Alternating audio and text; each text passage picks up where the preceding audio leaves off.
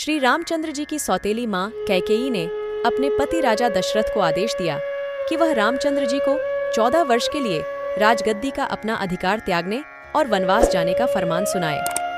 एक आदर्श पुत्र के रूप में रामचंद्र जी ने पूर्ण समर्पण के साथ अपने पिता के अनिच्छुक निर्णय को स्वीकार कर लिया और अपनी पत्नी सीता और छोटे भाई लक्ष्मण के साथ 14 वर्ष के लिए अयोध्या छोड़ वन की ओर प्रस्थान किया। नारद मुनि का श्राप सत्य प्रतीत होने लगा।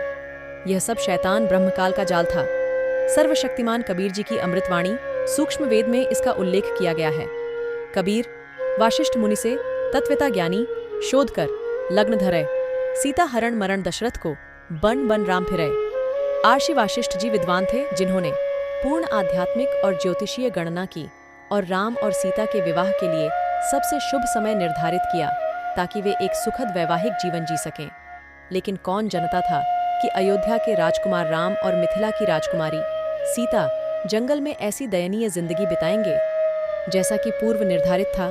जब राम लक्ष्मण और सीता के साथ जंगलों में कठिन दिन बिता रहे थे, एक दिन लंका के राजा रावण ने सीता का अपहरण कर लिया और राम जी सीता की खोज में पृथ्वी के कोने कोने में भटके।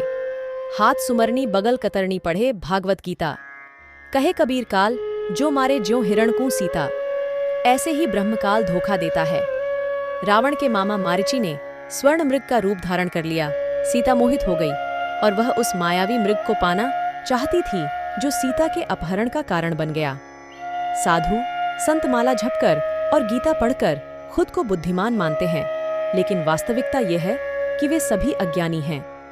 सर्वशक्तिमान कबीर जी अपनी अमृत वाणी में बताते हैं कि काल जीवों को गुमराह करता है। सीता का अपहरण ब्रह्मकाल का एक सुनियोजित षड्यंत्र था जिसमें श्री राम एक कमजोर और असहाय पति के रूप में उभर कर आते हैं और भाग्य के हाथों एक कठपुतली बन जाते हैं। कृपया विचार करें।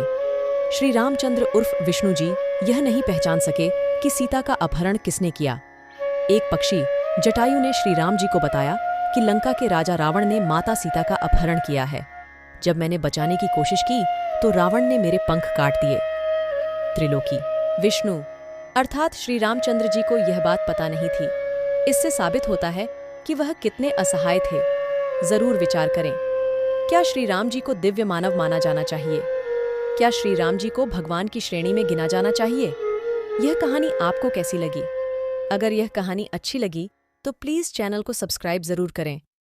लाइक कमेंट शेयर दोस्तों के साथ।